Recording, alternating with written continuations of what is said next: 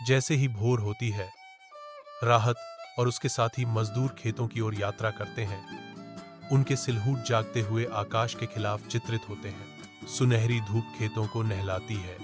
राहत का चेहरा एक गर्म, वास्तविक मुस्कान से चमक उठता है, जो उसके काम को शुरू करने के लिए तैयार है। दृढ़ हाथों से राहत भारी ईंटें उठाता है। उसकी ताकत हर हरकत में स्पष्ट है।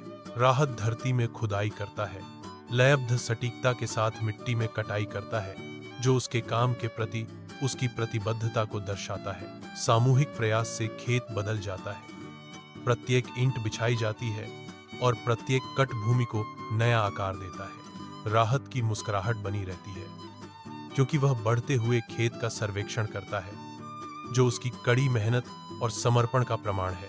अपने छोटे से घर की शांति में राहत को दाल और चावल के एक साधारण भोजन में सांत्वना मिलती है, जो उसकी मेहनत का फल है। संतोष विनम्र स्थान को भर देता है, क्योंकि राहत अपने दिन पर विचार करती है। शांति की भावना उस पर छा जाती है। सादगी के बीच राहत की आंखों में एक उज्ज्वल कल के सपने आशा और दृढ़ संकल्प से प्रेरित होकर टिमटिमाते हैं। उसका मामूली भोजन दृढ़ता का प्रतीक बन जाता है, क्योंकि राहत अपने अध्ययन और महत्वाकांक्षाओं से आकार लेने वाले भविष्य की कल्पना करता है। इस सादगी के अभयारण्य में राहत की आत्मा अपने छोटे से घर की सीमाओं से परे सितारों तक पहुंचती है। विनम्र निवास अनंत संभावनाओं के स्थान में बदल जाता है, क्योंकि रिलीफ के सपने आशा और संभावना की एक जीवंत टेपेस्ट्री चित्रित करते हैं।